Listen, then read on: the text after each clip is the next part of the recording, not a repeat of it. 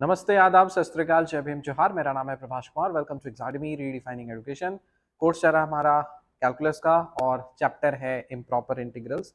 Last lecture में हम लोगों ने टाइप्स और काइंड्स ऑफ इम्प्रॉपर इंटीग्रल्स देखा था। इस वाले लेक्चर में जैसे मैंने आपको बताया कि काइंड्स कंप्लीट हो चुका है, then we will switch on to comparison tests, मतलब टेस्ट ऑफ इंटीग्रल। अब देखिए, कुछ कुछ ऐसे इंटीग्रल्स होते हैं जिसको इंटीग्रेट करना थोड़ी डिफिकल्ट हो सकती है। तो rather than simply means integrating it, we will be using some standard integrals and will be comparing with that standard integral with the help of comparison tests, and will be able to conclude that whether a given integral is convergent or divergent. All right, so before going into the application part, let me give you some important insights about this improper integral comparison tests and all. आपके UPSC के exam में जो question पूछा गया है वो मैं पहले लिख देता हूं। सो इन 2023 paper,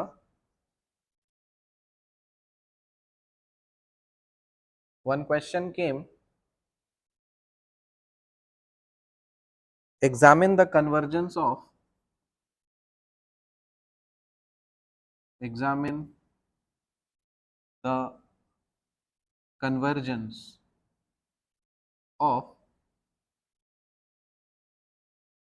integral 0 to 1 log x upon 1 plus x dx. So this is a question which came in 2023.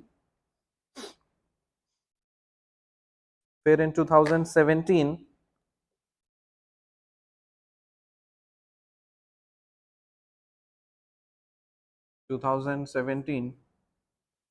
one question was integration 0 to 3 2x dx by 1 minus x square to the power 2 by 3 dx. Question में सिर्फ आपको बोला है, in the question they have asked you whether simply you need to examine whether the given integral is convergent or divergent. So you have two options with you. They have not mentioned which method you need to apply, whether you need to solve it directly or you need to apply some tests and then check. So you have full liberty. आपके पास पूरी liberty है कि आप directly इसको integration को solve करने के लिए कोशिश करिए, जो लिमिट वाला मेथड से हम लोगों ने सीखा है। दूसरा तरीका है that you can apply some tests and conclude whether this is a convergent or divergent. So both are legal methods in which you can fetch the numbers or marks. So इस तरह के questions आपको आते हैं. It's very simple. So before entering into this comparison test integral, let me give you an insight for this. Heading लिखिए comparison tests for convergence of integration a से b f of x dx at a. क्या बोल रहा है मैं बोल रहा हूं कि एक इंटीग्रल दिया हुआ है, one integral is given to you, integration a to b, so here integration a to b f of x dx, ठीक है। इसका आपको कन्वर्जेंस चेक करना है। तो एक प्रीवियस मेथड है, प्रीवियस लेक्चर से हम लोगों ने सीखा है कि we can simply evaluate it and get the value, but now we will be learning a new technique called comparison tests. Comparison test apply करने के लिए इट्स वेरी चैलेंजिंग, क्योंकि अगर आपको क्वेश्चन दिख गया तो कभी कभी ऐसा लगता है कि वी गेट क्लिक्ड कि कौन सा टेस्ट लगाने से हमारा आंसर आ जाएगा। लेकिन वहां तक पहुंचने से पहले मैं पहले आपका फाउंडेशन थोड़ा स्ट्रॉन्ग करना, थोड़ा नहीं बहुत ही ज्यादा स्ट्रॉन्ग करने की कोशिश कर रहा हूँ। इसलिए पहले हम इसके थ्योरम को देखेंगे, उसके प्रूफ को स्टडी करेंगे, थोड़ा सोचेंगे, समझेंगे, इवैल्यूएशन करेंगे, and then we will jump into application part. Directly application part पे मत जंप करिएगा, अल्टीमेटली आप फंस जाएंगे, ठीक है। और ये इट्स अ बैड हैबिट कि generally most of the people है ना, दे फेच की सिर्फ एप्लीकेशन पार्ट पे फोकस करते हैं, उसके पीछे का साइंस, उसके पीछे का लॉजिक को एनालिसिस नहीं करते हैं। बट हम लोग स्किप नहीं करेंगे, हम लोग करेंगे। सो अब आपको बोला है comparison test for convergence of integration a से b f of x dx at a। अब ये क्योंकि एक इंटीग्रल है, so this is a lower limit, this is upper limit. Now here we have to apply the comparison tests for such an integral whose lower limit is the point of discontinuity. That means your function is getting unbounded or undefined at point A, that is the lower limit. ऐसा integral हम लोगों ने pickup किया है जिसमें जो lower limit है ना, ये प्रॉब्लम डिस्टर्ब कर रहा है, मतलब दिस इज क्रिएटिंग प्रॉब्लम. हम लोग इसको स्टडी करेंगे. एनालॉगसली आप इसके बारे में भी स्टडी और एनालिसिस आप कर सकोगे. It totally depends upon you. ठीक है, तो हम लोग एक चीज सीखेंगे, मतलब एनालॉगसली आप उस चीज को कर सकते हो for upper limit as well. ठीक है, now see there is a theorem. Read this statement, इसको पढ़िए.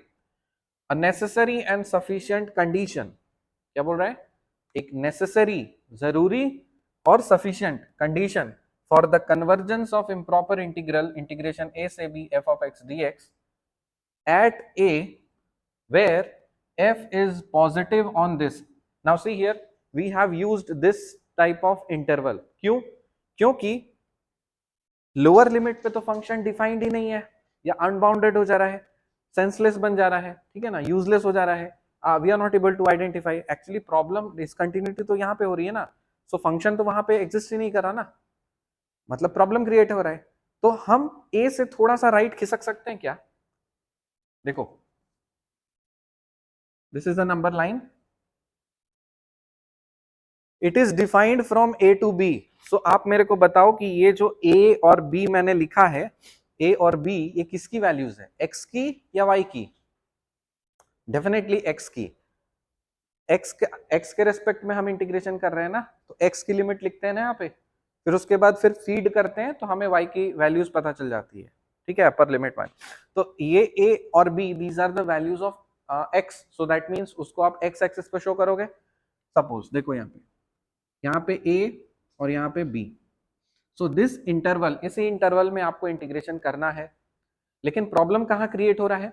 प्रॉब्लम क्रिएट हो रहा है इस लोअर लिमिट पे, ए पे. सो दैट मीन्स वहां पे हम कुछ बता नहीं सकते, we are not able to conclude anything at particular point A. तो हम क्या करेंगे, इससे थोड़ा सा राइट साइड खिसक जाएंगे, ए को नहीं लेंगे. देखो, ए को नहीं ले रहे हैं, so that is why I am putting simply a circle. A से राइट साइड में तो खिसक ही सकते हैं, और बी को तो लेना ही है. We have to consider this B point, right? and but we don't have to consider point A. So this will be the interval, this will be the interval in which we should perform our integration. Now इस चीज को हम लोग कैसे लिखेंगे, how do we write this? See here, open interval, this is A, मतलब A लिखा है आपने, उसके बाद फिर कॉमा कर देंगे B closed and this is open. So it means the same thing. समझ में आ रहा है ना? अब तो फंक्शन डिफाइंड हो गया. Now you can perform the integration. Good. Once again, when we are testing the convergence of a particular integral from a to b, and if a or lower limit is the point of discontinuity, what we do, we shift just right towards a. मतलब यहां थोड़ा खिसक जाएंगे, थोड़ा सा कुछ epsilon add कर दो इसमें, तो हम यहाँ पे a प्लस एप्सिलॉन ऐड कर दिया, तो थोड़ा राइट साइड खिसक गया ना यहाँ पे. और इस यहां से यहां तक में अब फंक्शन आपका डिफाइंड है. तो फंक्शन इज डिफाइंड और integration can be performed in this particular interval. Moreover, अब इसी चीज को हम इंटरवल में लिख सकते हैं. I can also right a plus epsilon comma b. अब यहाँ पे क्लोज ब्रैकेट लगा सकते हैं, कोई प्रॉब्लम है नहीं, because we can take a plus epsilon. यहां तक बात है ये समझ में? Now see, having said this, for the lower limit of this integral, if the same situation arises for the upper limit, what you could have done, just the opposite of this. देखो, ये भी आपका x axis पे होगा, a और b lies on x axis, this is a, this is b. Now here, which limit is creating trouble for you? The upper limit is creating trouble for you. Lower limit creating trouble? क्या lower limit problem create कर रहा है? नहीं कर रहा. तो lower limit हम consider कर लेते हैं. So that is why I am making it bold and I filled the circle. But upper limit is creating trouble, so that is why I simply make a hole और open circle. I have not considered this. and all other points between this will be considered for the operation whatever you are going to perform. समझ में आया? इसके लिए अब interval क्या लिख सकते हो? What is the interval that you can right for here? You can right a comma b. अब इसको ओपन कर देंगे, इसको क्लोज कर देंगे, सो that is closed a comma b. So this is the interval for this. अब b पे तो जा नहीं सकते हैं, मतलब b से थोड़ा सा लेफ्ट खिसकना पड़ेगा, तो मतलब एप्सिलॉन को माइनस कर देंगे, so this will be considered as b minus epsilon. तो हमने इधर खिसक लिया. अब कौन सा इंटरवल यहाँ पे कंसिडर हो सकता है क्लोज्ड में? We can consider the closed interval a comma b minus epsilon. तो या तो ये लीजिए या तो ये लीजिए, बात बराबर है. और या तो ये इंटरवल लो या तो ये इंटरवल लो, बात बराबर है. आई होप ये इस इंटरवल का कॉन्सेप्ट आपको दिमाग में अच्छे से भेजे में घुस गया होगा. ठीक है, पढ़िए फिर से theorem. A necessary and sufficient condition for the convergence of improper integral this at a, lower limit की बात हो रही है तो अभी इस पे फोकस नहीं करेंगे, अभी फोकस हमारा इधर रहेगा. ठीक है, where f is positive on this, मतलब इस इंटरवल में फंक्शन जो है ना वो पॉजिटिव बोल रहा है. कहने का क्या मतलब है? सर हमेशा जरूरी है क्या पॉजिटिव फंक्शन ही होता है, निगेटिव फंक्शन नहीं होता क्या? हाँ बिल्कुल होता है, लेकिन बुआ मेरे अभी जो थ्योरम हमने एस्टैब्लिश किया हुआ है, मतलब मैंने नहीं, मैथमेटिशियंस ने ये जो थ्योरम एस्टैब्लिश किया है वो एज्यूम करके रखा है कि ये फंक्शन कोई पॉजिटिव फंक्शन है. अगर निगेटिव फंक्शन होगा तो आपको कुछ नहीं दिमाग लगाना है, एक छोटू सा माइनस खाली यहाँ पे लगा देना बस, और उसी हिसाब से चीजें अपनी पलटा पलटी करता रहेगा. It will adjust itself. तो हम दोनों चीज के लिए क्यों हम वो चीज करें?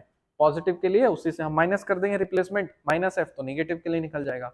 Now tell me what do you mean by positive function and negative function? समझो बात को ध्यान से. देखिए, suppose this is x axis, this is y axis, and this is your origin.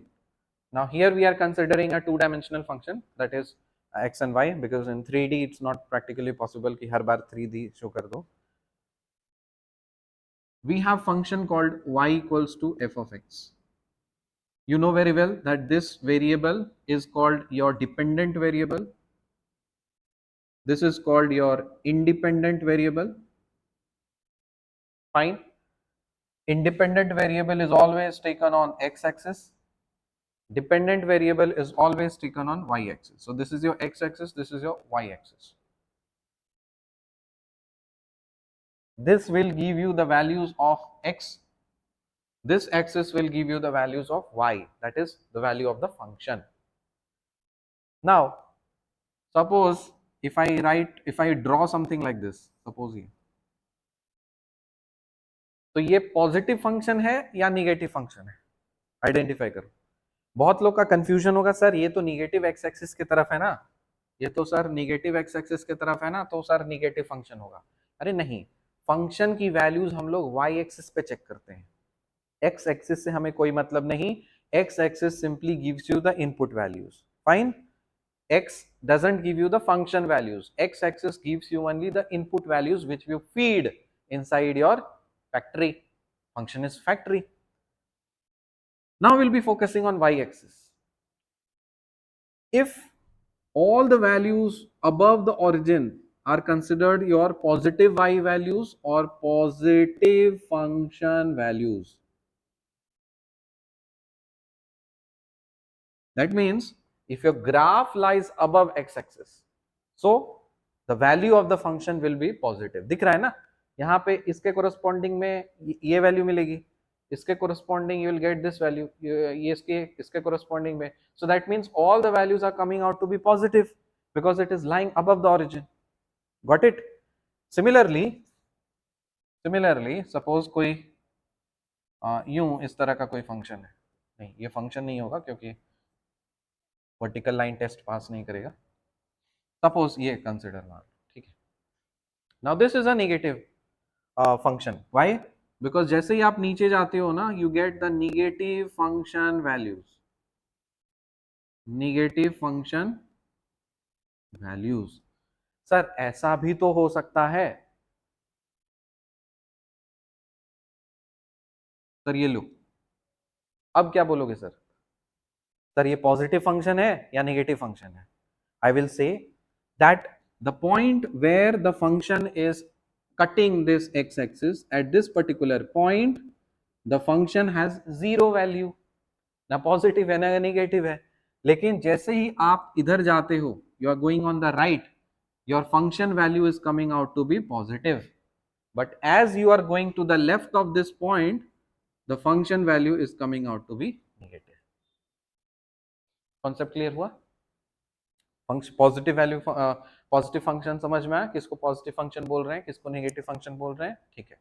सो इस पर्टिकुलर थ्योरम में we have simply considered that it is a positive function, वो हमारा अजम्पशन है।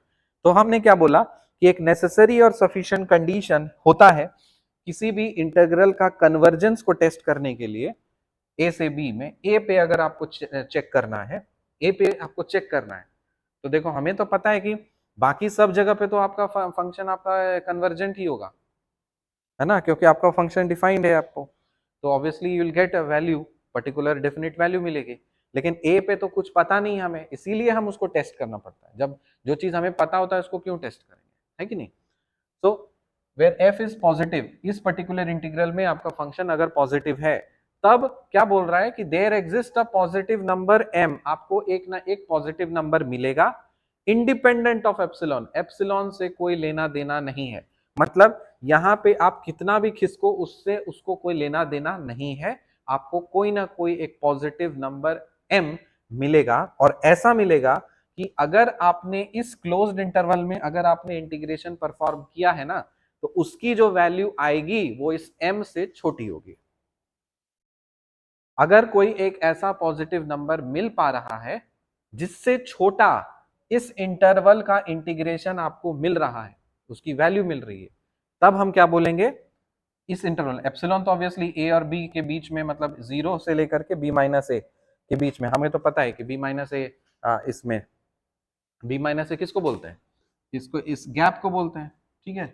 और 0 से इसके बीच में एप्सिलॉन की वैल्यू होनी चाहिए। अगर ऐसा कंडीशन है ना, तो हम क्या बोलेंगे कि द फंक्शन इज कन्वर्जेंट। यही एक नेसेसरी और सफिशिएंट कंडीशन है। क्या बोल रहा है कि necessary and sufficient condition for the convergence of improper integral this at A where F is positive is such that there exist a positive number m independent of epsilon, such that इसमें आपको इसकी जो value होगी वो m से छोटी मिलेगी, और एप्सिलॉन जो होगा 0 और b माइनस ए के बीच में लाई करेगा। इसको एकदम दिमाग में बैठा लो कि अगर कोई हमको एक बड़ा सा नंबर मिल गया जिससे छोटा इस इंटरवल में इंटीग्रेशन का वैल्यू अगर हो गया, ठीक है, इंटीग्रेशन का वैल्यू कम हो गया उस बड़े नंबर से, तब हम क्या बोलेंगे कि इस ये जो इंटीग्रल है ना वो कन्वर्जेंट है। वो क्या है, कन्वर्जेंट है। हम लोग अप्लाई करना भी सीखेंगे, लेकिन पहले इसको थ्योरेटिकली ग्रास्प करने की कोशिश कीजिए। Directly don't jump into solving the question, first try to feel it and visualize it and analyze it, okay, then only you will be able to perform well. Otherwise आप अटक जाओगे। Question मैंने change कर दिया, वो question, similar question अगर आपको आता है तो बना दोगे, सिमिलर क्वेश्चन नहीं आता है तो फिर क्या करोगे, अटक जाओगे फिर ना। So I just want my students to be very strong in their fundamentals. If your fundamentals or foundations are very strong, no matter your UPSC हो, PPSC हो, CPSC हो, LPSC हो, कुछ भी हो, कोई भी PSC हो, सब के क्वेश्चंस आप फटाक से बना दोगे। लेकिन आपका फाउंडेशन ही कमजोर है, तब फिर आप लुढ़क जाओगे। So always stress on the foundation. So ये रहा आपका थ्योरम। अब इसको ऐसा ही होगा, क्यों होगा, इसको हम लोग थोड़ा प्रूफ करते हैं। तो ध्यान से देखो, प्रूफ को समझिए, प्रूफ से डरिए मत, इस प्रूफ को समझिए कि कैसे कर रहे हैं। This is one way of the language. मैंने इस तरह से लैंग्वेज लिखा है, आप किसी और तरह से भी लिख सकते हो, वो आप पे डिपेंड करता है। मैंने ये यहां से लिखा है, since A is the only point of infinite discontinuity blah blah, और फिर मैंने इसको प्रोसीड किया है। इट डिपेंड्स अपॉन यू कि whichever language you want to write. आपको इतना थ्योरी लिखने की जरूरत नहीं, आपको शॉर्टकट में मैथमेटिकल लैंग्वेज यूज करना है, you can use it, provided you know how to use the mathematical language properly, ठीक है। Since A is the only point of infinite discontinuity, therefore F is continuous on this. अब ये बात तो सबको ही पता होता है, पता है ना, हमारे पास ये एक इंटीग्रेशन है, इंटीग्रेशन ए से B F of x D X. अब यहाँ पे प्रॉब्लम कहाँ पे हो रहा था, वो फंक्शन को इंटीग्रेट करने में प्रॉब्लम हो कहाँ पे रहा था, प्रॉब्लम हो रहा था ए पे, ए पे प्रॉब्लम हो रहा था ना। लेकिन ए को राइट अगर हम सपोज खिसक जाएं, ए से थोड़ा राइट खिसक जाएं, तो इस इंटरवल में या फिर इस इंटरवल में कोई प्रॉब्लम है, एनी समस्या, अरे नो समस्या, तो इसका मतलब हम इंटीग्रेट कर ही सकते हैं, फंक्शन कंटिन्यूअस ही होगा डेफिनेटली।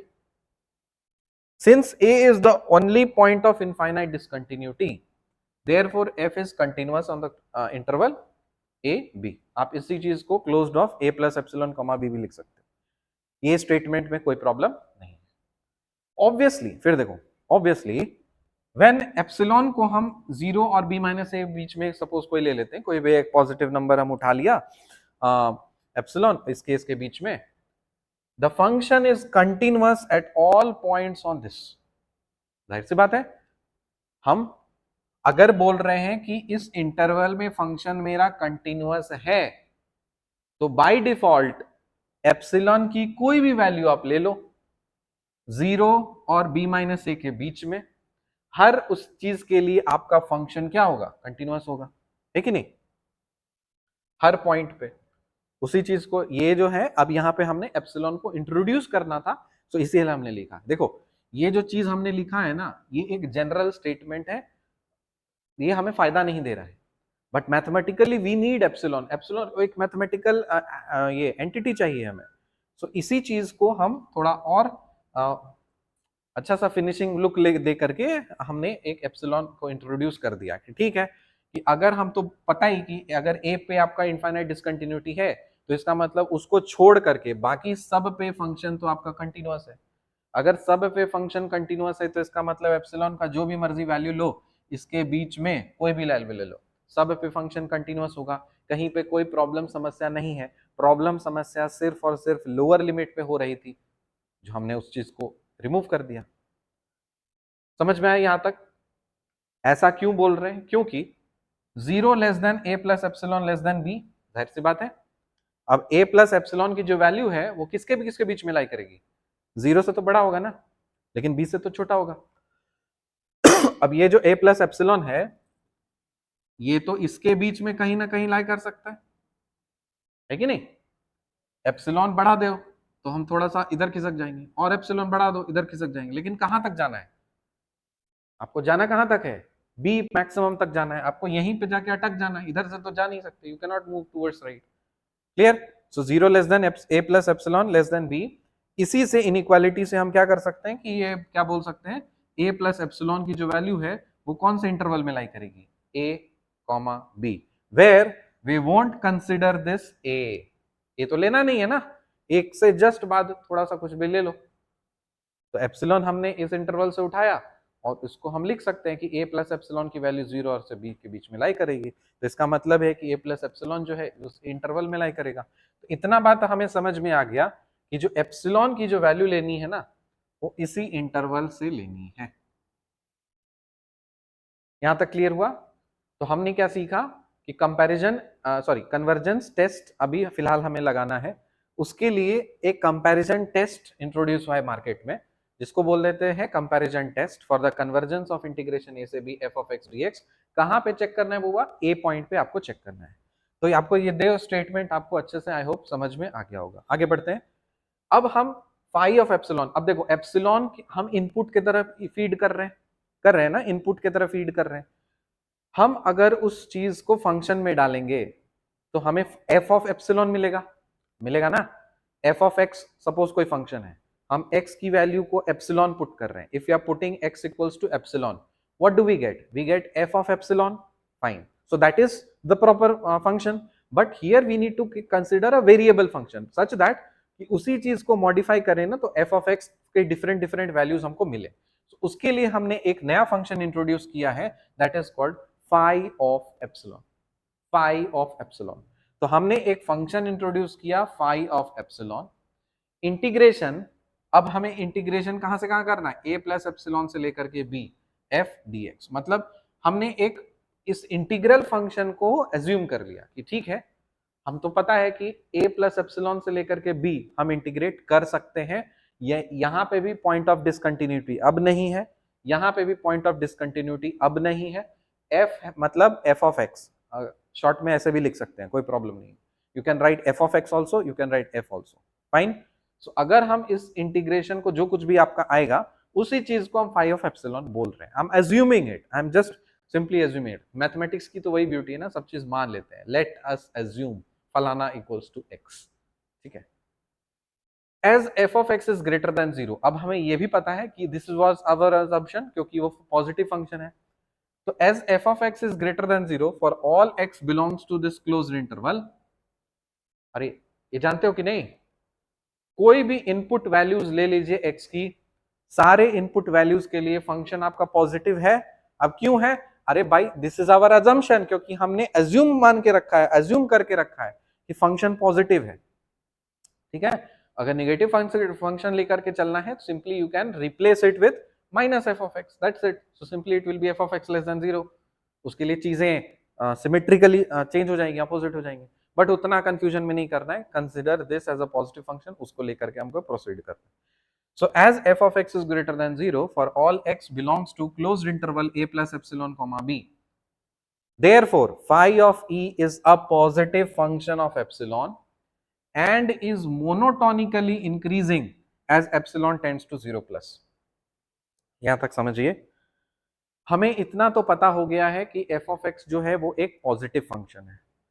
तो अगर f of x positive function है तो इसका मतलब x की अंदर जो कुछ भी डाल दो, x का वैल्यू कुछ भी ले लो, वो पॉजिटिव ही होगा, क्योंकि x जो है वो a प्लस एप्सिलॉन और b के बीच में ही लाई करना है, क्योंकि ये इंटरवल हम लोगों ने ऑलरेडी देख लिया कि इसी इंटरवल में लाई करना है।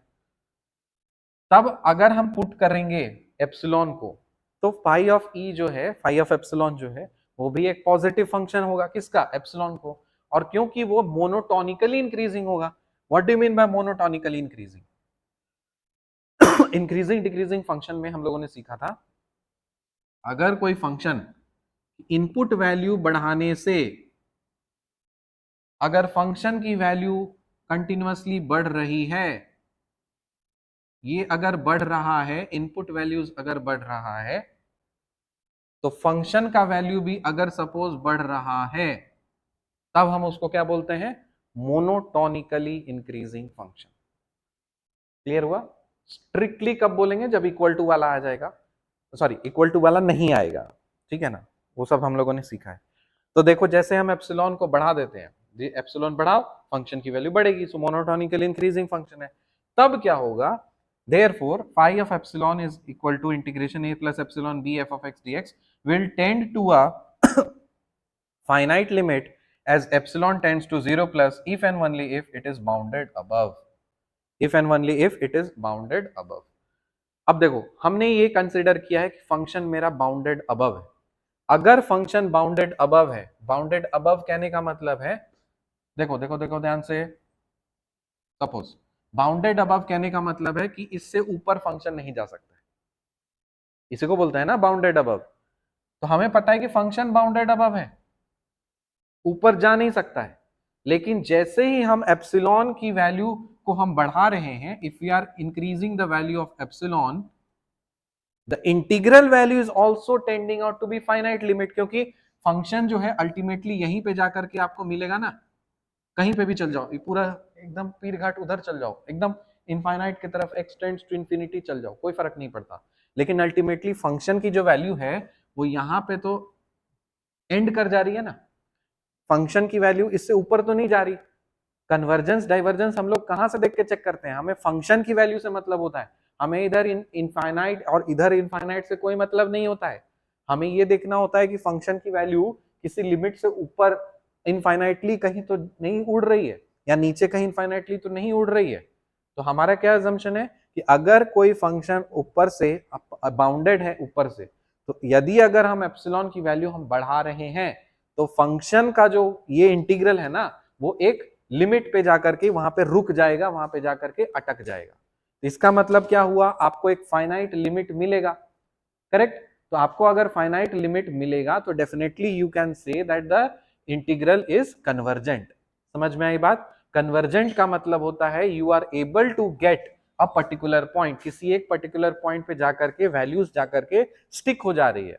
डाइवर्ज करने का मतलब होता है आपको पता नहीं होता फंक्शन की वैल्यूज कहाँ उड़ गई, नीचे भी जा सकती है, ऊपर भी जा सकती है, कहीं भी जा सकती है, दैट इज डाइवर्जेंट। और कन्वर्जेंट का मतलब कोई एक फाइनाइट वैल्यू पे जाकर के अटक जाएगा। तो ये जो हमने थ्योरम, ये जो चीज हमने लिखा है, इस हिसाब से तो हम बता ही सकते हैं।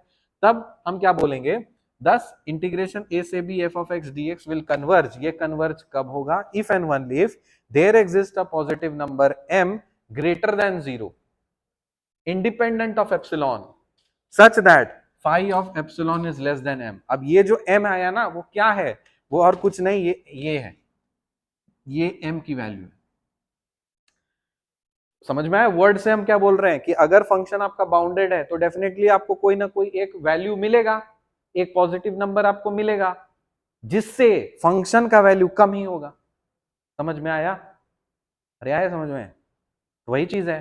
Now did you understand? Phi of E कहां पे दिखने मिलेगा? फाई ऑफ ई आपको वाई एक्सिस पे देखने के लिए मिलेगा, और एम आपको कहां देखने मिलेगा? एम भी आपको यहां पे मिलेगा। तो यदि अगर हमको कोई एक ऐसा पॉजिटिव नंबर मिल जा रहा है जिससे छोटा फाई ऑफ ई की वैल्यू या फाई ऑफ एप्सिलॉन की वैल्यू है, तब हम क्या बोलेंगे? द फंक्शन और the integral is convergent. So independent such that phi of epsilon is less than M. So therefore integration a से b f of x dx converges कब? if and only if integration a plus epsilon से b f of x dx। अब देखो इसकी जो value है वो तो फाइनाइट ही आएगी ना, क्योंकि यहाँ पे तो डिस्टर्ब नहीं हो रहा, यहाँ पे भी डिस्टर्ब नहीं हो रहा, कहीं बीच में भी कोई डिस्टर्ब नहीं है, कोई डिसकंटिन्यूटी नहीं है। तो इसका मतलब इसकी जो वैल्यू आएगी वो कोई ना कोई फाइनाइट आएगी, और वो फाइनाइट वैल्यू अगर कोई एक कैपिटल m से छोटी आ रही है, तब हम बोलेंगे कि वो जो इंटीग्रल है वो आपका कन्वर्जेंट है। Did you understand the proof? एक बार थोड़ा सा हम रिकैप कर लेते हैं। हम क्या सीख रहे हैं? Comparison test for convergence of integral this at A मतलब लोअर लिमिट पे। तो अब क्योंकि लोअर लिमिट डिस्टर्ब क्रिएट कर रहा है, तो हमने क्या किया, इस इंटरवल को थोड़ा सा राइट साइड में, ए को नहीं लेके थोड़ा राइट साइड खिसक गए, और जहां पे फंक्शन आपका डिफाइंड हो रहा है वो इंटरवल को हमने ले लिया है, उसी इंटरवल पे हम इंटीग्रेशन सॉल्व करेंगे। यदि अगर उस इंटरवल, डिफाइंड इंटरवल पे इंटीग्रेशन सॉल्व करने के बाद जो वैल्यू आ रही है उसकी वैल्यू कोई भी m नंबर से छोटी है, तब हम बोलेंगे कि ये वाला जो इंटीग्रल है वो कन्वर्जेंट है, कंपैरिजन टेस्ट से। समझ में आया? तो ये थ्योरम है, कंपैरिजन टेस्ट के लिए ये थ्योरम है। A necessary and sufficient condition for the convergence of improper integral। इसके कन्वर्जेंट के लिए क्या कंडीशन है? ए पे क्या करने, अगर ए पे हमको चेक करना है कि कन्वर्जेंट है या नहीं है, तो हम इसका क्या कंडीशन होना चाहिए कि जहां पे फंक्शन डिफाइंड है, छोड़ दो, ए पे डिफाइंड नहीं है, छोड़ दो, लात मारो उसको, इससे थोड़ा राइट खिसक जाओ, ये इंटरवल ले लो, वहां पे इंटीग्रेट करो, और वहां पे इंटीग्रेट करने के बाद आपको एक पॉजिटिव नंबर वाई एक्सिस पे मिल रही है, तब हम बोलेंगे कि ए पॉइंट पे भी फंक्शन आपका कन्वर्जेंट है। आई होप समझ में आ गया होगा, और बकने की जरूरत नहीं है। So this was the proof and I explained it. Now there are certain remarks and कुछ इंपॉर्टेंट पॉइंट्स हैं जिसको आपको दिमाग में रखना है। पहला पॉइंट है, if for every m greater than 0, for every m greater than 0 we can find some epsilon such that 0 less than epsilon less than b minus a and phi of epsilon is greater than m, then integration this is not bounded above, it shows that this integral tends to infinity and this diverges। Simple सा बात है, उसका just पलटी मार दिया मैंने। मैं क्या बोल रहा हूं कि ये जो फाई ऑफ एप्सिलॉन की वैल्यू जो आ रही है ना, वो अब कोई भी m से बड़ी आ जा रही है, बड़ी आ जा रही है तो उसको रोकने वाला है नहीं, कोई बाउंडेशन तो है नहीं, फंक्शन अनबाउंडेड हो गया। जहां फंक्शन अनबाउंडेड हो गया, क्या वो कन्वर्जेंट हो सकता है?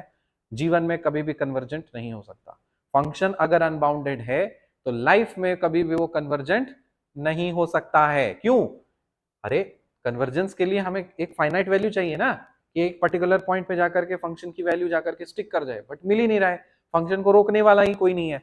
Your function is simply just going, एकदम पूरा खुला सांड हो गया, उड़ रहा है जाकर के function. There is no positive m which is controlling it, or whose value is less than m. All the values of the function are coming out to be greater than. So that is why we can say that the function diverges. I hope this statement is clear to you. Once again, you read this statement. If for every m greater than 0, we can find some epsilon such that 0 less than epsilon less than b minus a and phi of epsilon is greater than m, then integration a plus epsilon b f of x dx is not bounded above obviously f of phi of epsilon की value अगर greater than m होगी तो bounded above कैसे होगा, नहीं होगा ना. So it shows that integration a plus epsilon b f of x dx tends to infinity.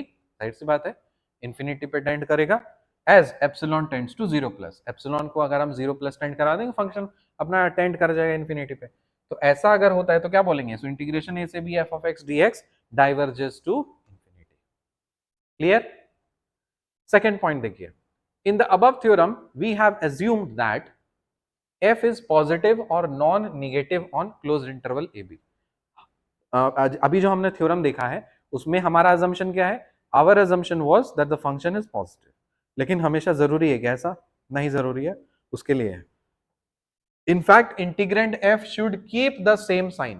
कहने का मतलब है हम वो टेस्ट तभी लगा रहे हैं ना जब वो साइन अपना सेम रह रहा है, चाहे पॉजिटिव रहे तो थ्रू आउट पॉजिटिव रहे, निगेटिव रहे तो थ्रू आउट निगेटिव रहे.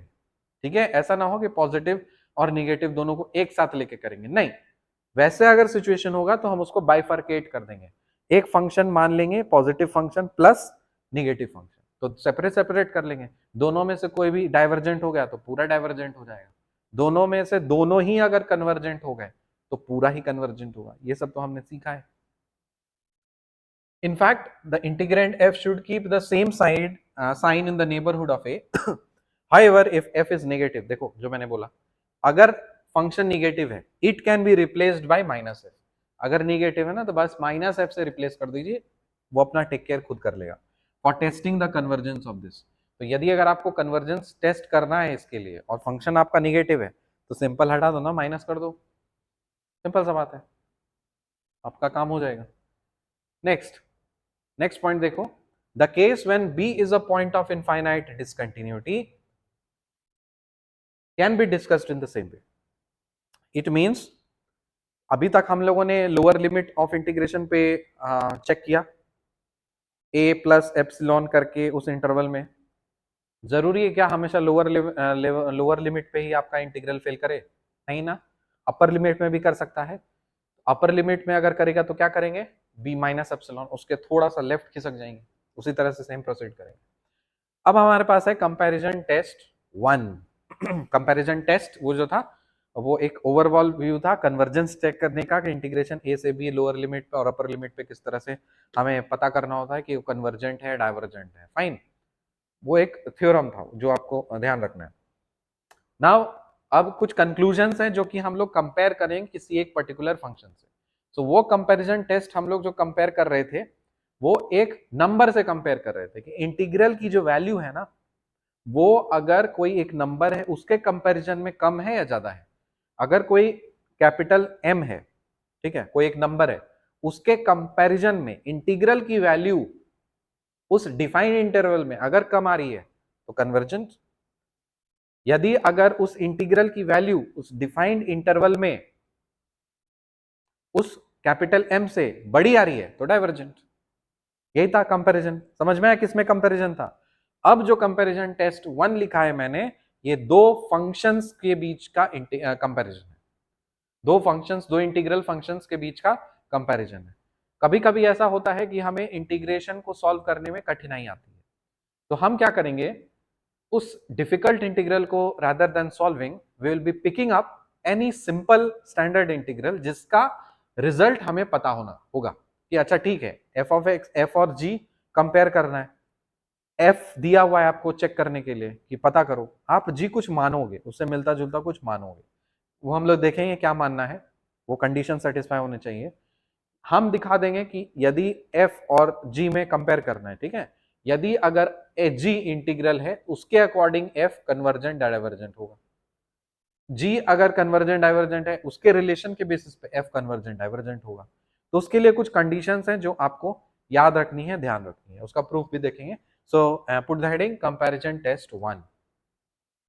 If f and g are two positive functions, क्या बोला मैंने कि f और g दो अगर पॉजिटिव फंक्शंस हैं, पॉजिटिव फंक्शंस कहने मतलब y पॉजिटिव y एक्सिस में वैल्यू मिलेगी f की भी और g की भी, तो दोनों ही पॉजिटिव फंक्शंस अगर हैं such that f of x is less than equal to g of x.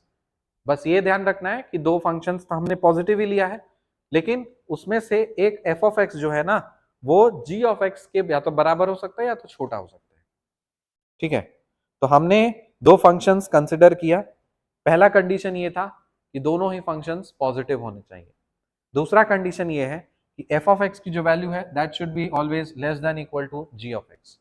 Ji of X बड़ा, ठीक है, इक्वल हो सकता है, बड़ा हो सकता है।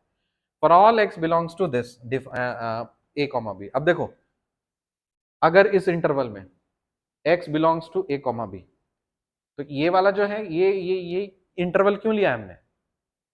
अरे क्योंकि a पे डिफाइंड ही नहीं है, डिसकंटिन्यूटी है a पे, तो हम a पे तो फंक्शन डिफाइंड नहीं होगा ना, तो हम क्यों लेंगे? हम उसी में इंटीग्रेशन लेंगे जहां पे फंक्शन डिफाइंड हो रहा है। तो a को छोड़ दो ना, सर्कल मारो उसको, थोड़ा खिसक जाओ, तो ये इंटरवल आ जाएगा। तो यदि इस इंटरवल के सारे वैल्यूज के लिए यदि अगर कोई फंक्शन पॉजिटिव है और दो फंक्शंस अगर पॉजिटिव हैं और दोनों फंक्शंस में कुछ इस प्रकार का रिश्ता है, provided a is the only infinite discontinuity on this closed interval ab। तो यदि अगर हम क्लोज्ड इंटरवल ab ले रहे हैं, उसमें अगर a is the point of discontinuity, आपका b भी डिसकंटिन्यूटी हो सकता है, दोनों के बीच में कोई और भी थर्ड पर्सन भी डिसकंटिन्यूटी होता है, लेकिन कोई एक के लिए सीख लो, उसी से तो काम बन जाएगा ना। आप a के लिए सीख रहे हो, b के लिए तो उसका जस्ट रेसिप्रोकल मारोगे, उसका पलटी मारोगे तो b के लिए मिल जाएगा, और अपर लिमिट लोअर लिमिट का पता ही चल गया तो बीच में कोई भी पॉइंट आपका मिल गया तो उसके लिए भी तो मिल ही सकता है ना।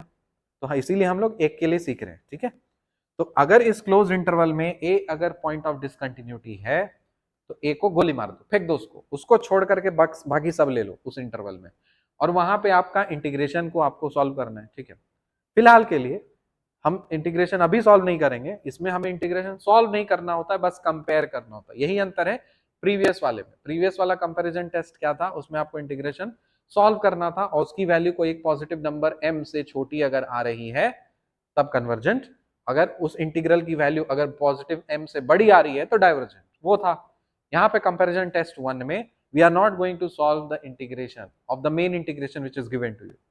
हो सकता है सेकंड वाले को करना पड़े, लेकिन पहला वाला जो इंटीग्रेशन मेन इंटीग्रेशन है उसको सॉल्व नहीं करना है, उसको कंपेयर करना है।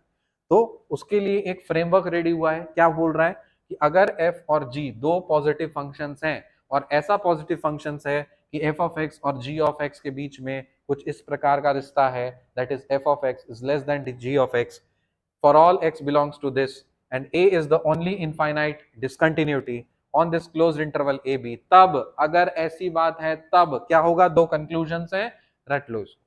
पहला कंक्लूजन बोल रहा है कि यदि अगर इंटीग्रेशन a से b f of x gx अगर कन्वर्जेंट है तो इंटीग्रेशन a से b f of x dx भी कन्वर्जेंट होगा। ये वन वे इंप्लीकेशन है बाबू, टू वे इंप्लीकेशन मत कर देना कि ये कन्वर्जेंट तो ये कन्वर्जेंट, ये डाइवर्जेंट तो ये ना, ये वन वे इंप्लीकेशन है। आपको अगर ये कुछ ऐसा फ्रेमवर्क है f of x less than equal to g of x है, तब ध्यान रखो क्या करना है, सेकेंड वाला जो है वो अगर कन्वर्जेंट होगा तब फर्स्ट वाला कन्वर्जेंट होगा। ठीक है, और फर्स्ट वाला अगर डाइवर्जेंट होगा तब सेकेंड वाला कन्वर्जेंट होगा। ये चीज इसके ऑर्डर याद रखिए। अगर आपने लिखा है ना कुछ f of x is less than equal to g of x, then only this rule is applicable.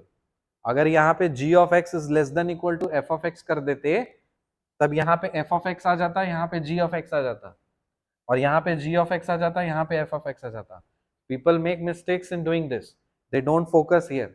ध्यान रखो f of x is less than equal to g of x है, उसके बेसिस पे ये दो कंक्लूजन्स हैं। इस ऑर्डर को गड़बड़ाना मत, ठीक है? इधर छोड़ो ना, जो मर्जी दिया हुआ है यही होता है, ये कन्वर्जन वो कन्वर्जन ये डाइवर्जन हो जाए। अरे नहीं, ये अगर ऑर्डर है तो इसको आपको मैंडेटरी फॉलो करना पड़ेगा, तभी आंसर सही आएगा, वरना एक टेस्ट से कुछ आएगा दूसरे टेस्ट से कुछ और आएगा, कंफ्यूज हो जाओगे, यही प्रॉब्लम होता है। So this is a comparison test 1। अब इस चीज को देखो, प्रूव करना है हमें, will be proving it. Conditions क्या दिए हुए हैं? if f and g are two positive functions such that f of x is less than equal to g of x for all x belongs to this interval and a is the only point of discontinuity, अगर ऐसी है तो ये हमें दिया हुआ है, अगर ऐसा होगा ना तब ऐसा होगा, ये प्रूव करना है हमें, ये गिवन है, this is the condition is given to us. If this is given तो आपको ये दिखा देना है कि अगर ऐसा है ना g of x अगर कन्वर्जेंट है, then we have to prove that f of x will be convergent. चलो स्टार्ट करते हैं. Since 0 less than f of x is less than g less than equal to g of x for all x belongs to this. इस statement कोई दिक्कत? Sir यहाँ पे तो f of x is less than equal to g of x आपने बोला था. Sir अपने मन से जीरो क्यों घुसा दे रहे हो बाबू? पॉजिटिव फंक्शन ऑलरेडी बोल दिया गया है, बोला था ना. तो f of x और g of x दोनों ही पॉजिटिव फंक्शन है, तो ऑब्वियसली दोनों ही जीरो से बड़े होंगे. ठीक है, और क्योंकि f of x g of x से छोटा है, ऑब्वियसली इसको जीरो तो इधर ही होना पड़ेगा. समझ में आ रहा है कि नहीं? So zero less than f of x less than equal to g of x for all x belongs to this. अब ये इंटरवल क्यों ले रहे हैं? आई होप समझ में आ रहा होगा, क्योंकि a पे फंक्शन बर्बाद हो जा रहा है, तो a को तो लेंगे ही नहीं. तो ये हमने लिया. अगर ये इनइक्वालिटी है, अरे तो इनइक्वालिटी पे हम इंटीग्रेशन लगा सकते हैं ना, तो लगा दो. हम इंटीग्रेशन लगा रहे हैं a प्लस एप्सिलॉन से b. अब ये जो इंटरवल है, इस चीज को मैंने आपको क्या बोला, a plus epsilon comma b भी लिख सकते हैं. अब इसको हम क्लोज्ड भी कर सकते हैं. तो हमें इंटीग्रेशन परफॉर्म करना है इस इंटरवल पे, मतलब ये इंटरवल पे कर सकते हैं. सो lower limit is a plus epsilon and upper limit is b. f of x dx, ये इस पे लगा दिया, ये दोनों को उठा लिया और इस पे इंटीग्रेशन लगा दिया. मैथमेटिकली गलत तो नहीं किया कुछ. और एप्सिलॉन की वैल्यू तो है, हमें पता है 0 और b माइनस a के बीच में होती है. समझ में आया ना? बस ये मैथमेटिकली ये इनइक्वालिटी लगाया है. इसको नाम दे दीजिए इक्वेशन नंबर 1. नाम दे दीजिए इक्वेशन नंबर 1, इनइक्वालिटी नंबर 1. फिर देखो, पहला हमें प्रूव करना है कि लेट इंटीग्रेशन a से b g of x dx अगर कन्वर्जेंट है a पे, then there exists m greater than 0, then there exists m greater than 0 such that integration a plus epsilon g of x dx is less than m. अब देखो, हमने starting में जो आपको सिखाया था कन्वर्जेंट होने का क्या क्राइटेरिया है, डाइवर्जेंट होने का क्या क्राइटेरिया है, सिखाया था. देखो, ये कंडीशन तो हमें दिया हुआ ही है, ये दिया है ना. ये दिए हुए चीज से हमको ये प्रूव करना है. g ऑफ x के बारे में हमें जानकारी है, तो यदि अगर हम g ऑफ x के बारे में जानकारी है, कन्वर्जेंट होता है, तो पहला वाला थ्योरम से हम क्या लिख सकते हैं? अगर ये कन्वर्जेंट है तो ऑब्वियसली एक पॉजिटिव नंबर m मिलेगा, जिससे छोटा होगा उसकी वैल्यू, है कि नहीं? सो अगर कन्वर्जेंट है a पे, so that means there exist m greater than 0 such that integration a plus epsilon g of x dx is less than m for 0 less than. कहां से लेके आए? ये पहला थ्योरम से. ये तो हमको याद है, यूनिवर्सल ट्रू है. ठीक है, यूनिवर्सल ट्रूथ है ये. ठीक है, अरे यूनिवर्सल ट्रूथ है ये, उसी चीज को तो इस्तेमाल किए हम यहाँ पे. अब देखो, एक इनइक्वालिटी तो हम यहां से बना के लेके आए. दूसरा, ये एकदम पूरा सत्यवचन है, ये यूनिवर्सल ट्रूथ है. दोनों को कंबाइन करो, आ जाएगा रिजल्ट. देखो, फ्रॉम 1 and 2 हमें क्या पता चला? हमें तो ये पता चला है कि इसकी जो वैल्यू है ना, इससे छोटी है. अरे integration f of x dx a से एप्सिलॉन से b, इसकी जो वैल्यू आएगी वो इससे छोटी होगी. और यदि अगर इससे इसकी वैल्यू m से छोटी है, तो डेफिनेटली इसकी भी वैल्यू तो m से छोटी ही होगी ना. समझ रहे हो कि नहीं समझ रहे हो? दिमाग का बत्ती खुल रहा है कि नहीं खुल रहा? और ये क्यों छोटी होगी m से? क्योंकि ये कन्वर्जेंट दिया हुआ है. क्लैरिटी आ रही है? और कैसे हम बोल दे रहे हैं? क्योंकि पहला थ्योरम आपको सिखा दिया, कंडीशन दिया था कि ये कन्वर्जेंट है. अगर ये कन्वर्जेंट है तो इसकी जो वैल्यू होगी इस इंटरवल में m से छोटी होगी. और यदि अगर इसकी वैल्यू m से छोटी है और f of x की वैल्यू तो इससे भी छोटी है, तो f of x की वैल्यू जो इंटीग्रल इसकी वैल्यू है वो m से छोटी होगी कि नहीं होगी? और यदि अगर इस इंटीग्रल की वैल्यू m से छोटी हो रही है तो ये कन्वर्जेंट होगा कि नहीं होगा? क्लियर हो रहा है? मजा भी आ रहा होगा, मुझे पता है कि मजा आ रहा होगा, क्योंकि जब आप चीजों को बारीकी से एकदम फील करके, रस निचोड़ करके सीखते हैं और अपने बोन मैरो में, उस नस नस में भर लेते हैं, देन यू फील इट, आपको कॉन्फिडेंस बिल्ड होता है. वरना क्या ही मतलब है कि ये देखो क्या एप्सिलॉन टू एप्सिलॉन इनइक्वालिटी, ये ब्ला ब्ला, ऐसे करने से बहुत कुछ नहीं होता है. उसको एक एक स्टेटमेंट को डिकोड कीजिए, एक एक इनइक्वालिटी को डिकोड कीजिए. ये सिंगल इंप्लीकेशन है, डबल इंप्लीकेशन नहीं है. डबल इंप्लीकेशन का मतलब होता है अगर यूं तो यूं और यूं तो यूं, दोनों साइड से टू वे. और सिंगल इंप्लीकेशन का मतलब अगर दिस देन ओनली दिस. ठीक है, ये होगा तो ये होगा, जरूरी है नहीं, अगर लेकिन ये अगर होगा तो ये होगा ही होगा। तो ये आपका सिंगल इंप्लीकेशन है। तो हम बोल सकते हैं ना कि वन से कि ये इससे छोटी है और इससे, तो इसलिए ये कन्वर्जेंट है। पहला पार्ट क्लियर हुआ। उसी तरह से दूसरा पार्ट भी आपके लिए काफी सिंपल होगा कि मान लेते हैं लेट इंटीग्रेशन ये भी डाइवर्जेंट एट ए। अगर डाइवर्जेंट आपको दिया हुआ था, देखो डाइवर्जेंट है, डाइवर्जेंट है, ठीक है ना। अगर ये डाइवर्जेंट है, आपको दिखाना है कि जी ऑफ एक्स डाइवर्जेंट है। कैसे दिखाओगे? लेट ये बी डाइवर्जेंट। अगर डाइवर्जेंट है तो कोई भी पॉजिटिव नंबर m जो होगा उससे तो बड़ी ही बड़ी मिलेगी इसकी वैल्यू, है कि नहीं? तो इसका मतलब ये तो बाउंडेड अबव होगा। सो इंटीग्रेशन दिस ये इज अनबाउंडेड अबव, बाउंडेड नहीं अनबाउंडेड होगा, खुला साड़ है, कहीं भी जा सकता है। और यदि अगर ये अनबाउंडेड हो गया बउआ और इससे बड़ा है, यही अगर अनबाउंडेड हो रहा है और इससे बड़ा फंक्शन हम ले रहे हैं तो वो भी तो अनबाउंडेड ही होगा ना। तो इसका मतलब ये भी अनबाउंडेड होगा। और यदि अगर ये अनबाउंडेड हो गया तो ये डाइवर्जेंट हो जाएगा। कितना सिंपल है यार, इट्स वेरी सिंपल। अननेसेसरी हवा क्रिएट करके रखे लोग, समझिए चीजों को। सिंपल अभी लग रहा है क्योंकि स्टार्टिंग में मैंने बहुत टाइम, बहुत मिनट्स स्टार्टिंग के चीजों को सिखाया है। तो आपको ऑब्वियसली एक एम याद रखो। एम कहां मिलता है? एम मिलता है वाई एक्सिस पे, ये रहा एम, ठीक है। एम मतलब क्या? एम मतलब एनी पॉजिटिव नंबर, कोई भी वैल्यू आप कंसिडर कर लो, जो भी आपको सोचना है, ठीक है। अगर इंटीग्रल की वैल्यू इस एम से बड़ी हो जा रही है तब हम क्या बोलेंगे? फंक्शन इज गेटिंग अनबाउंडेड, मतलब फंक्शन इज डाइवर्जेंट। और यदि इस एम से फंक्शन इंटीग्रल की वैल्यू छोटी हो जा रही है, सारी की सारी वैल्यूज इस एम से छोटी है, तब क्या बोलेंगे? The integral is convergent. बस इतना ही तो करना है। तो ये हो गया डाइवर्जेंट। उसी तरह से एक और टेस्ट है हमारे पास में, कंपैरिजन टेस्ट 2। यहां पे भी दो फंक्शंस के बारे में हम लोग कंपेयर करेंगे। If f of x and g of x are two positive functions on this interval, फिर देखो ये आ गया ओपन क्लोज्ड इंटरवल। क्यों? क्योंकि a पे फंक्शन बर्बाद हो रहा है। जहां पे फंक्शन बर्बाद हो रहा है तो अरे a प्रॉब्लम क्रिएट कर रहा था ना, लात मार के फेंको उसको बाहर, छोड़ दो उसको, उससे खिसक जाओ राइट में। तो इस इंटरवल में तो फंक्शन डिफाइंड होगा ना, ठीक।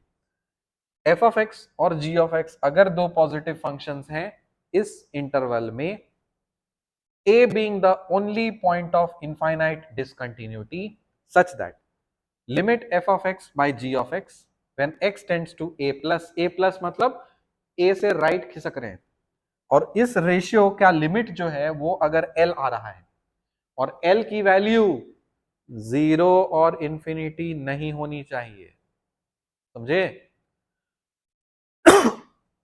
फिर से सुनो कंडीशन क्या बोल रहे हैं।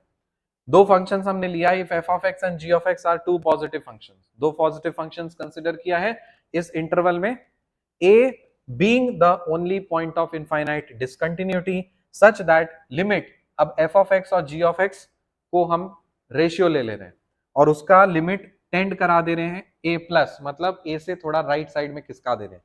और अगर इस लिमिट की वैल्यू सपोज कोई l वैल्यू आ रही है और l वैल्यू ना जीरो हो सकती है ना इनफाइनाइट हो सकती है, मान ले रहे हैं कि l की वैल्यू अगर जीरो नहीं है और इंफिनिटी नहीं है, l वैल्यू कुछ आ रहा है फाइनाइट नंबर, तब क्या होगा? देखो, the two integrals this and this converge and diverge together, simple. अगर कोई दो फंक्शंस हैं, पॉजिटिव फंक्शन है इस इंटरवल में और a only point of discontinuity है, तो इसका रेशियो ले लीजिए, लिमिट निकाल करके टेंड करा दीजिए, l की वैल्यू आएगी, जीरो नहीं होना चाहिए, इंफिनिटी नहीं होना चाहिए। अगर जीरो भी नहीं हो रहा है, इंफिनिटी भी नहीं हो रहा, कोई फाइनाइट वैल्यू है, तब दोनों ही साथ साथ कन्वर्ज करेंगे, दोनों ही साथ साथ डाइवर्ज करेंगे। समझ में आया? अब उसका प्रूफ देखो कैसे। As f of x and g of x are positive on this, therefore f of x by g of x is greater than 0। कोई प्रॉब्लम है? For all x belongs to this। अब हर जगह तो हम यही interval use कर रहे हैं ना, क्यों? क्योंकि a पे तो प्रॉब्लम क्रिएट कर रहा था, तो a को तो ले नहीं सकते थे, तो a प्लस एप्सिलॉन, इसका मतलब हमने क्या सिखाया आपको, ये कौन सा इंटरवल है, a प्लस एप्सिलॉन कुछ भी मान लो, और b क्लोज्ड इंटरवल दिखाना है तो इस इंटरवल में हमें इंटीग्रेशन करना है, ठीक है ना, इसका मतलब यही है। Therefore f of x by g of x is greater than 0, क्योंकि ये भी पॉजिटिव है ये भी पॉजिटिव है तो ऑब्वियसली ये भी पॉजिटिव ही होगा पूरा. Hence limit f of x by g of x as x tends to a plus is equal to L, ये भी तो ग्रेटर देन इक्वल टू 0 होना चाहिए, लेकिन हमें पता है कि L की वैल्यू 0 नहीं लेने नहीं है बाबू. इसका मतलब L की वैल्यू पॉजिटिव ही आएगी क्योंकि ये पॉजिटिव रेशियो भी तो पॉजिटिव होगा ना, और यहाँ पे भी हम a प्लस करा दे रहे हैं तो ऑब्वियसली ये लिमिट भी पॉजिटिव ही आएगी. 0 नहीं आ सकती क्योंकि हम स्टार्टिंग में बोल दिए कि 0 और इन्फिनिटी नहीं लेना है, हमें टेस्ट फेल कर जाएगा. तो 0 नहीं लेना है, इन्फिनिटी नहीं लेना है, तो हम 0 नहीं ले रहे हैं, तो इसका मतलब ये जो L है, ये रेशियो की वैल्यू जो लिमिट है वो पॉजिटिव ही आएगी. ठीक है ना. Now choose a positive number epsilon greater than 0 such that L minus epsilon is greater than 0. अब हमने क्या करना है, हमको करना है कि एक कोई भी पॉजिटिव एप्सिलॉन आप चूज कर लीजिए और ऐसा चूज कीजिए कि जो कुछ भी आपको L की वैल्यू आ रही है ना, उससे अगर माइनस करोगे एप्सिलॉन को तो वो भी पॉजिटिव ही रहेगा. ऐसा एप्सिलॉन आपको चुनना है. फॉर एग्जांपल के लिए मान लीजिए L की वैल्यू आ रही है 5, सपोज L की वैल्यू हम कंसिडर कर दे रहे हैं 5. अब एप्सिलॉन की कोई भी ग्रेटर देन 0 हम ऐसा चुनेंगे, ऐसा ही एप्सिलॉन पिक करेंगे जिससे L माइनस एप्सिलॉन की वैल्यू ग्रेटर देन 0 ही होगी. ठीक है. तो यहां से हम क्या बोल सकते हैं, एप्सिलॉन की वैल्यू किससे छोटी होनी चाहिए, इससे क्या निकलेगा, एप्सिलॉन की वैल्यू छोटी होनी चाहिए L से, तभी तो ये ग्रेटर देन 0 होगा ना. हम एप्सिलॉन की वैल्यू 6 ले लेंगे तो 5 माइनस 6 माइनस 1 मतलब निगेटिव आ गया, तो हमें काम नहीं होगा. तो हमें एप्सिलॉन की वैल्यू कोई एक ऐसा पॉजिटिव नंबर लेना है जो कि L से छोटा हो, such that L minus L is greater than 0. और हम ये भी तो जानते हैं कि limit f of x by g of x when x tends to a plus L होता है. This implies there exists a neighborhood AC of a less than c less than b such that mod of f of x by g of x minus L is less than epsilon. ये statement को समझो ध्यान से, क्या बोल रहे हैं. कोई एक ऐसा पॉजिटिव नंबर एप्सिलॉन हमने चूज किया है और ऐसा चूज किया है कि L minus epsilon is greater than 0, ऐसा ही होगा, या फिर एप्सिलॉन की वैल्यू L से छोटी है. ठीक है. सिंस इसकी वैल्यू जो है वो L है, then there exist a neighbourhood AC of A. Neighbourhood कहां दिखेगा, यहां पे देखो, ये नंबर लाइन है, A दिखाएंगे B दिखाएंगे, A और B. इसी इंटरवल में सारा खेला चल रहा था ना. फंक्शन आपका गड़बड़ कहां पे हो रहा था, फंक्शन आपका गड़बड़ हो रहा था A पे. इसके लिए पूरा सारा एनालिसिस किया हुआ है. तो इसका मतलब फंक्शन आपका डिफाइंड इधर A प्लस एप्सिलॉन से लेकर के B तक है. Your function is defined in this particular interval. अब एक ऐसा नेबरहुड पिक करेंगे AC, और C की वैल्यू जो है वो A और B के बीच में होनी चाहिए. तो हम AC पिक कर लिए, सपोज यहां पे सपोज C पिक कर लो. ठीक है. So this is your neighbourhood, ये आपका नेबरहुड हो गया A, C. और ऐसा बोल रहा है कि अगर ऐसा है ना, तब आपको एक ऐसा नेबरहुड मिलेगा, एक ऐसा नेबरहुड मिलेगा. और इस नेबरहुड मतलब कौन सा इंटरवल, A पे तो हम हो नहीं सकते, C ले सकते हैं. सो ये और ये, इस इंटरवल में फोकस करो ध्यान से, दिख रहा है. इसको हम क्या लिखेंगे, A, C, open interval closed interval. तो एक ऐसा नेबरहुड आपको मिलेगा जहां पे कोई भी वैल्यू अगर आप उठाओ, x की कोई वैल्यू अगर आप उठाओ, उस नेबरहुड वाले इंटरवल में ये होगा. क्या समझे. कोई एक ऐसा एप्सिलॉन हमने चूज कर लिया जिसकी value L minus epsilon positive कर दे रही है, और हमें पता है कि इसकी जो वैल्यू होती है L होती है. अगर ऐसा है ना, तो डेफिनेटली आपको एक ऐसा नेबरहुड मिलेगा जहां पे प्रॉब्लम क्रिएट कर रहा है, वो नेबरहुड में जितने भी वैल्यूज आप कंसिडर करोगे वो सब के लिए ये कंडीशन होगा, लाई करेगा। अगर उस नेबरहुड में ये कंडीशन लाई नहीं कर रहा तो मतलब खेल गड़बड़ है, करेगा ही करेगा, ये आपको 100% करेगा ही करेगा। अब इसका मतलब क्या है, इसका मतलब क्या है, mod of this minus epsilon is less than epsilon, मतलब इस दोनों का जो मैग्नीट्यूड है ना, इस दोनों का जो डिफरेंस है वो एप्सिलॉन से छोटा बोल रहा है इस इंटरवल में।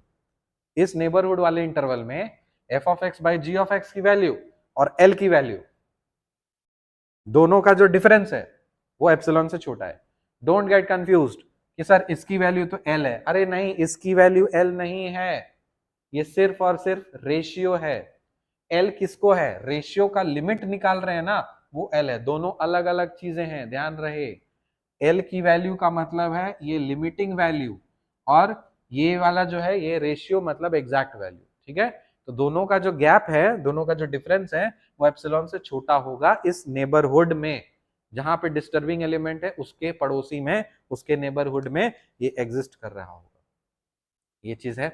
अब इसी इन मॉड को हम ब्रेक करेंगे, mod of something is less than epsilon, तो इसको हम क्या लिख सकते हैं, minus epsilon less than F of X by G of X minus L less than epsilon लिख सकते हैं for all X belongs to this. अब इसी चीज को हम और क्या लिख सकते हैं, एल को हटा दो, यहाँ पे एल को इधर फेंको, एल को उधर फेंको और जी ऑफ एक्स से मल्टीप्लाई कर दो, L minus epsilon G X less than F of X less than L plus epsilon G of X for all X belongs to this neighbourhood. अब ये रहा आपका एक और नया इनइक्वालिटी बना है यहाँ पे। अब देखो दो केसेस बनेंगे, दो केसेस मतलब आपको क्या करना है, मान लेते हैं कि ये इंटीग्रेशन ए से B F of x D X converge कर रहा है ए पे, तब क्या होगा, अगर ये कन्वर्ज कर रहा है तो इंटीग्रेशन ए से बी पे अगर कोई इंटीग्रेशन कन्वर्ज कर रहा है, देखो ए से बी पे इंटीग्रेशन कन्वर्ज कर रहा है, अगर ए से बी पे इस बड़े इंटरवल में कन्वर्ज कर रहा है तो इस ए से सी में कन्वर्ज करने में समस्या है क्या, अरे वो तो 100% कन्वर्ज करेगा ही नहीं करेगा, उसका बेबी उठाया मैंने, बोल रहा है कि ए से बी पे कन्वर्जेंट है, तो बाय डिफॉल्ट ए से सी में भी तो कन्वर्जेंट ही होगा ना, होगा कि नहीं होगा, तो लिख वही लिखा है, माना अज्यूम किया है कि पहला केस ये लिए है कि ए से B F of x D X converge कर रहा है ए पे, ठीक है। So this implies integration A से B F of x D X converges at A, क्यों, क्योंकि a is less than c less than b and integration this is a proper integral. अब ये वाला इंटीग्रल तो है, यहां से यहां तक तो प्रॉपर इंटीग्रल है ना, c से लेकर के b तक जाएंगे तो ये तो प्रॉपर है इंटीग्रल, यहाँ पे तो कोई प्रॉब्लम नहीं है। इम्प्रॉपर कहाँ पे हो रहा था, a पे हो रहा था, हो रहा था ना a पे, ठीक है। तो ये तो रहा प्रॉपर इंटीग्रल, फाइन। तो इस इंटरवल में अगर हम लोग करेंगे तो क्या हो जाएगा, कन्वर्जेंट ही होगा, करेक्ट। अगर ये कन्वर्जेंट है तो by default L minus epsilon less than A से C G of x D X converge करेगा ये पे, क्यों, क्योंकि अरे इनइक्वालिटी बोल रहे हैं, अगर ये कन्वर्जेंट है तो इससे छोटा वाला भी तो कन्वर्जेंट ही होता है, मुआ होता है ना, अगर बड़ा वाला कन्वर्जेंट हो रहा है तो उसका बेबी तो कन्वर्जेंट ही होगा, उसी चीज से तो लिखे हम ये। So by comparison test 1 and inequality 1, तो कंपैरिजन टेस्ट 1 में हम लोग देखे थे ना, वही उसी चीज का हम लोग यूज कर रहे हैं और इस इनइक्वालिटी को लेकर के हम ये बोल दे रहे हैं। दूसरा केस देखो, लेट इंटीग्रेशन ए से B F of x D S diverge at A, ये हमारा अजम्पशन है, मान लेते हैं कि सपोज ये डाइवर्ज कर रहा है, तो अगर ए से बी डाइवर्जेंट है, ए से लेकर के बी डाइवर्जेंट है, सी सपोज यहां पे होगा कहीं ना कहीं, ए से बी अगर डाइवर्जेंट है तो ए से बी डाइवर्जेंट सपोज बोल रहे हैं, तो यहां से यहां भी तो डाइवर्जेंट ही होगा, होगा ना, क्योंकि ए पे ही तो आपका फेल कर रहा था वो। सो इंटीग्रेशन ए से सी डाइवर्जेंस एट ए, क्यों, क्योंकि A less than C less than B, integration C से B F of x D X is a proper integral, यहां से यहां तक तो प्रॉपर है, इसमें तो कोई समस्या है नहीं, लेकिन हम इंटीग्रेशन कर कहां से रहे, ए से सी में, ए से सी में, यहां पे तो प्रॉपर है ना, ये तो कन्वर्जेंट था पहले वाले केस में। अभी हम क्या अज्यूम कर रहे हैं कि ये जो है ए से बी डाइवर्ज कर रहा है 8, मान क्या क्या रखे हैं, ये वाला जो इंटीग्रल है ए से बी वो कहाँ पे डाइवर्ज कर रहा है, ए पे डाइवर्ज कर रहा है। तो यदि अगर ए पॉइंट पे डाइवर्ज कर रहा है तो हम ये इंटरवल उठाएंगे तो डाइवर्ज ही करेगा ना, करेगा कि नहीं करेगा, क्योंकि ए पे तो डिस्टर्ब कर रहा है।